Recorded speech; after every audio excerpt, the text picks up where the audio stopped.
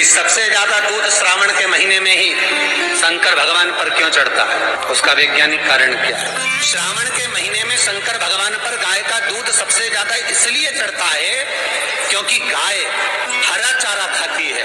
बारिश होने लगती है आषाढ़ से तो हरा चारा खाना गाय चालू कर देती है, और गाय जब हरा चारा खाती है तो उस हरे चारे में हो सकता है कोई जीव हो, कोई झिंगुर हो, कोई ऐसा जीव हो जहरीला, और वो गाय उस चारे को खाते खाते उसके शरीर में हरे चारे के रूप में वो विषधर जीव भी चला जाता है। जब विष अंदर जाता है तो गाय के रक्त के शरीर की नाड़ियों के माध्यम से दूध में मिल जाता है। इसलिए वैज्ञानिक कारण यह है कि गाय का जो दूध कच्चा निकलता था श्रावण के महीने में वो शंकर भगवान को समर्पित कर देते थे कि ये विष वाला दूध हमारे घर में कोई पिए ना। इसलिए शंकर भगवान को कच्चा दूध चढ़ता है, पका हुआ नहीं, क्योंकि कच्चा दूध अगर श्रावण के महीने में हम पिएंगे तो हो सकता है उसमें कोई जीव हो और वो हमारे भीतर जाए, विष उत्पन्न कर दे। इसलिए श्रावण में पका हुआ दूध गर्म कर कर उसको पिया जाए, और शंकर भगवान को कच्चा समर्पित किया। विषधर को विष ही धारण हो सकता। शिव की आराधना दक्षिण की ओर से बैठकर उत्तर की ओर करें, पूर्व की ओर से बैठकर पश्चिम की ओर करें, पश्चिम की ओर से बैठकर पूर्व की ओर करें, उत्तर की ओर से बैठकर दक्षिण की ओर करें। शिवलिंग तो चारों तरफ से गोल है, उसका फल क्या क्या? प्रश्न अच्छा है, प्रश्न बहुत अच्छा।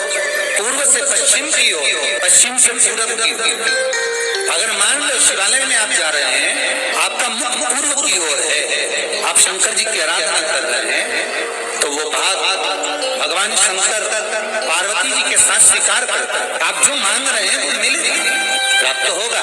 आपका मुख अगर पश्चिम में आप जाकर बैठ रहे हैं और पूर्व का मुख है तो आपको मिल रहा, और पूर्व से पश्चिम की ओर यदि आपका मुख है और आप भगवान को कुछ दे रहे हैं तो वहां शंकर पार्वती और गणेश का स्मरण चढ़ाओगे, मिलेगा।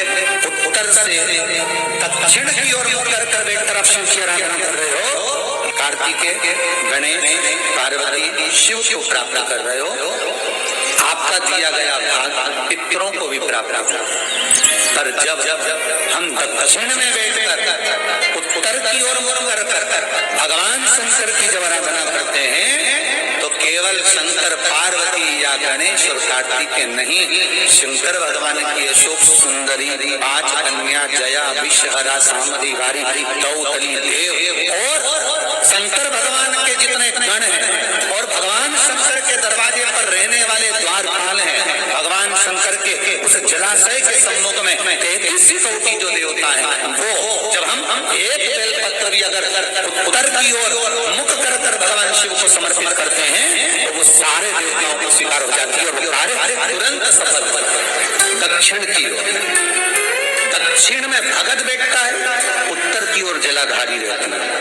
महाराज देखिए कितनी विचित्र लीला है। पंडित जी आपको पूजन करने बिठाएंगे तो कहेंगे पूरा पश्चिम में बैठो, पंडित जी अगर बिठाएंगे तो कहेंगे पूरा पश्चिम में बैठो। और शंकर का अनुमोदन करने वाला, शिव का स्मरण करने वाला, शंकर की पूजन करने वाला, शंकर को जल चढ़ाने वाला अगर वो पूर्व में बैठकर चढ़ा रहा है, पश्चिम में बैठकर चढ़ा रहा है, उत्तर में बैठकर चढ़ा रहा है, उसका फल मात्र 25% है। और शंकर को अगर दक्षिण में बैठकर उत्तर की ओर मुख कर चढ़ा रहा है तो उसका पुण्य 1000% है। हमारा उसका पुण्य आनंद में प्राप्त हो जाता है, उसको कम नहीं हो सकता, वो बढ़ उसमें कमता नहीं होती। एक प्रैक्टिकल करके देखना, छोटा सा प्रैक्टिकल, छोटा सा है। मान लो किसी व्यक्ति को बहुत तेज बुखार आ रहा है, बहुत तेज बुखार, कोई बच्चा है, कोई बड़ा है, उसको बहुत तेज बुखार है।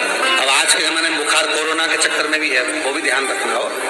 पर मान लो किसी व्यक्ति को बुखार बहुत तेज आ रहा है, बच्चा तब भी बहुत रहा है, 1 लोटा पानी महाराज लेकर जाइए, उल्टे हाथ में उस कलश को रखिएगा, सीधे हाथ से उस कलश के ऊपर हाथ रखकर लेकर ऐसे कैसे ही मंदिर में चले जाओ शंकर जी के।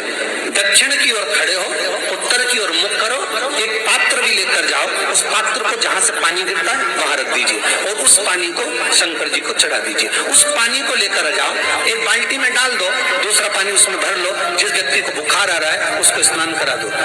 15 से 20 मिनट के बाद में, 20 मिनट भी जान दो, अगर आपको लगता है कि शरीर ठंडा हो गया और आधे घंटे बाद उसको फिर आप टेम्परेचर नापेंगे, बुखार धीरे धीरे समाप्ति की ओर आ जाएगा। चोखा टिकेगा नहीं उसके शरीर में। तांबे का लोटा जिसका मुख छोटा हो, गला लोटे का मुख छोटा हो, ऐसे लोटे से जब हम भगवान का अभिषेक या पूजन करते हैं तो उससे बीमारी समाप्त होती है, रोग छिन्न होता है। तांबे के लोटे से शंकर भगवान को दूध चढ़ाना चाहिए, नहीं चढ़ाना चाहिए? शास्त्र कहता है तांबे के लोटे से दूध चढ़ाने से पूत छिन्न होता है, इसलिए तांबे के लोटे से दूध ना चढ़ाएं। अगर दूध चढ़ाना है तो स्टील का पात्र ले लें, चांदी का पात्र ले लें, आदि दूसरे पात्र ले लें, पर तांबे के पात्र से दूध ना चढ़ाएं। फिर तुलसी के गमले में पानी बिना नहाए नहीं डालना चाहिए क्या? वैसे शिव महापुराण में एक बात अच्छी लिखी है और स्कंद पुराण में भी लिखी है कि यदि तुलसी और बेलपत्र, क्या क्या चीज, तुलसी और बेलपत्र बिना नहाए स्पर्श नहीं करना चाहिए। अगर बेलपत्र की पत्तियों को भी तोड़ना है, उतारना है, तुलसी के दल को भी उतारना है तो बिना नहाए ना उतारें। स्नान कर लिया हो तो तुलसी के दल को स्पर्श करें, तुलसी को स्पर्श करें या बेलपत्र को। बेलपत्र का भी स्पर्श बिना स्नान के नहीं किया जाए। शिव महापुराण के समझ में आता है? सीधा बेलपत्र और उल्टा बेलपत्र समझ लेना, बहुत अच्छे से समझिएगा। शिव जी के सम्मुख में शंकर भगवान के शिवलिंग पर जब बेलपत्र चढ़ता है तो बेलपत्र का जो सीधा भाग होता है वो शिव जी के शिवलिंग पर होना चाहिए, उल्टा भाग ऊपर होना चाहिए। बहुत ध्यान से समझना हो।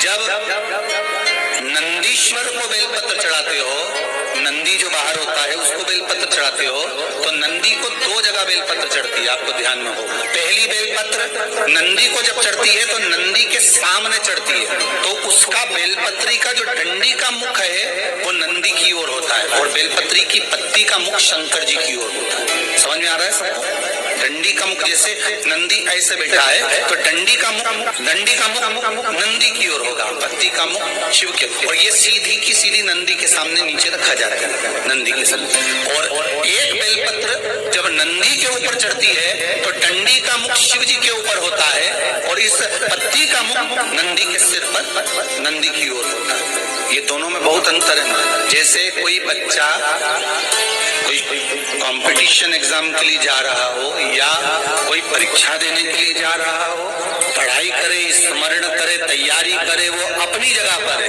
और ऐसा नहीं होता कि बच्चे पढ़ते नहीं है या तैयारी नहीं करते हैं, इसके बाद भी अगर उनका इंटरव्यू पास नहीं होते या एग्जाम में पास नहीं होते तो उसके लिए ये दोनों बेलपत्री बड़ी काम करती है। बहुत ध्यान देना, जो नंदी के सामने बेलपत्र रख कर जाना, शिव जी के सम्मुख में बेलपत्र रख कर जाना, मतलब नंदी के सम्मुख में जब रखाएगी तो डंडी जम के बोलिए कहाँ होना चाहिए?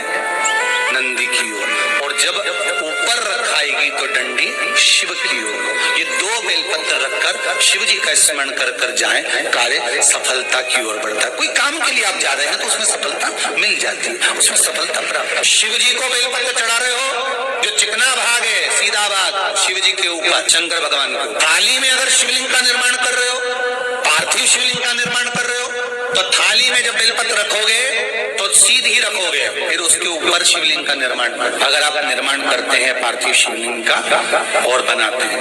अब एक नियम बड़ा विचित्र है शंकर पर जल चढ़ाने का, जो भाव वर्णित किया जाता है कि हम शंकर को मंदिर में जाकर जल चढ़ाते हैं तो खड़े खड़े चढ़ाएं कि बैठ कर चढ़ाएं। बहुत ध्यान देना साहब, शंकर में मंदिर में जाकर हम भगवान शंकर को जल चढ़ाएं तो खड़े होकर चढ़ाएं कि बैठ कर चढ़ाएं। अब दो तरह का शिवलिंग है मंदिरों में, दो तरह का शिवलिंग का निर्माण होता है, ठीक है?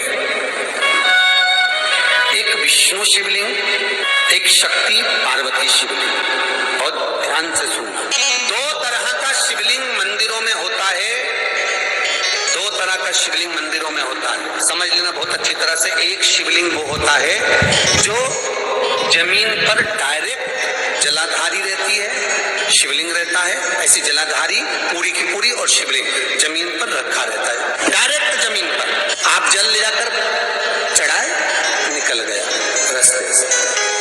एक शिवलिंग जो जमीन पर डायरेक्ट शंकर भगवान की जलाधारी और शिवलिंग रखा रहता है वो शक्ति शिवलिंग कहलाता है। माता शिवलिंग के सम्मुख में।